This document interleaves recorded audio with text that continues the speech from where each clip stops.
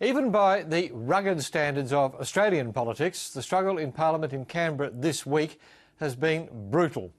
The fuse was lit by the publication of a series of crude and offensive text messages from Speaker Peter Slipper and his subsequent resignation. The opposition accused Prime Minister Julia Gillard of hypocrisy. She responded with a blistering attack on opposition leader Tony Abbott, accusing him of sexism and misogyny, a speech which has since gone viral. From Canberra, political editor Catherine McGrath.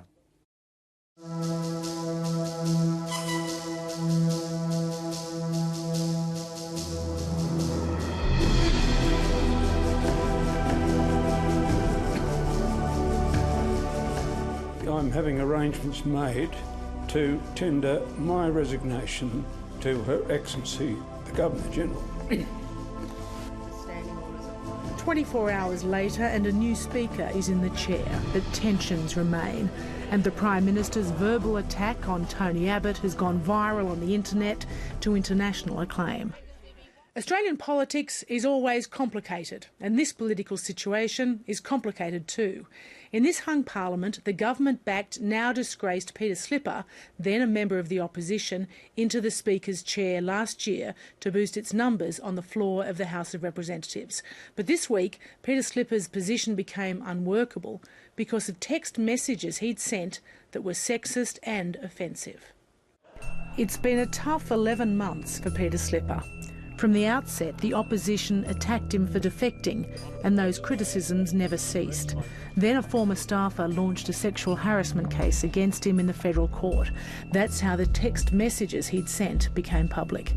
Hours before his resignation, the opposition tried to have him removed from the post. First, Madam Deputy Speaker, there are the truly gross references to female genitalia. I regret to speak in this way to this House, but it is necessary, Madam Deputy Speaker, to prosecute this matter. The vile anatomically specific language to which this Speaker appears to be addicted. I will not be lectured about sexism and misogyny by this man. I will not. And the government will not be lectured about sexism and misogyny by this man. Not now, not ever. The Leader of the Opposition says that people who hold sexist views and who are misogynists are not appropriate for high office. Well, I hope the Leader of the Opposition has got a piece of paper and he is writing out his resignation. Because if he wants to know what misogyny looks like in modern Australia, he doesn't need a motion in the House of Representatives, he needs a mirror. That's what he needs. The government narrowly won the vote aimed at removing Peter Slipper, but shortly afterwards the Speaker resigned. It's now known that he quit after two key independents told him if he didn't stand down, they would vote against him. One of those independents was Tony Windsor, the other was Rob Oakeshott. And rather than do it on a raw vote on the floor of the Parliament in a very public slaughter, we all, as adults, tried to give him a bit of dignity and allow him to do it on his own terms. I'm pleased by the end of the day that's exactly what happened. And the circumstances make it clear to me that I should put the interests of the House before my own personal interests as Speaker. So the Speaker is gone, but tensions between the Prime Minister and the Opposition Leader seem to be rising. The Leader of the Opposition just referred to me as a piece of work. I require that to be withdrawn. And I ask the Leader of the Opposition to withdraw. I am happy to withdraw. Government members say the opposition has gone too far in criticising the Prime Minister. The opposition says the government is playing the gender card.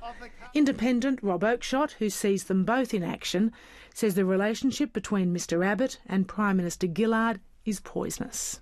Yeah, they were friends a couple of years ago. I gather they used to drink wine together and have dinners together and used to do a TV show together. So I don't know what went wrong and whether it is the quest for power that made it go wrong.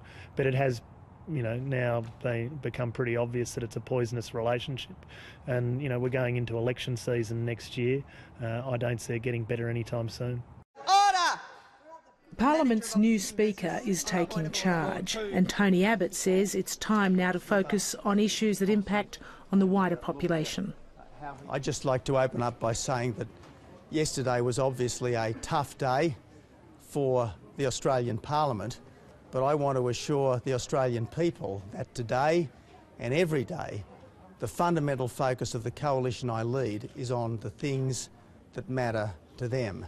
What do you make of the worldwide reaction to your speech in Parliament yesterday? You've got a bit of press overseas.